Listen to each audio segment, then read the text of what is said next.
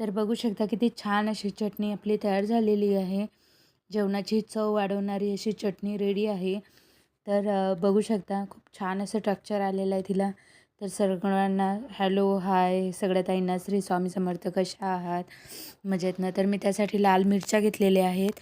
1 वाटी असे तीळ घेतलेले आहेत. थोडे शेंगदाणे, जिरं आणि कांदा लसूण मसाला. बस अशा 5च गोष्टी घ्यायच्या आहेत आपल्याला.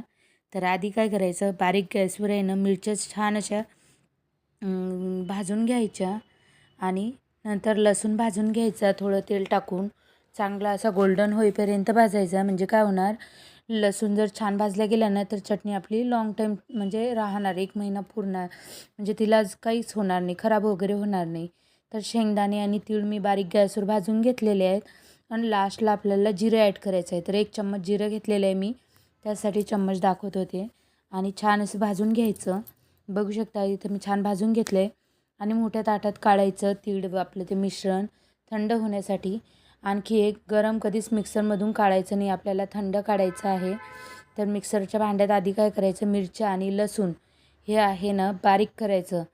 कारण काय जर आधी आपण तीळ काढले तर मिरच्या बारीक होणार नाही. तर हे आधी बारीक करून घ्यायचं आणि हातानं करायचं नाही, नाहीतर हाताची खूप आग होईल.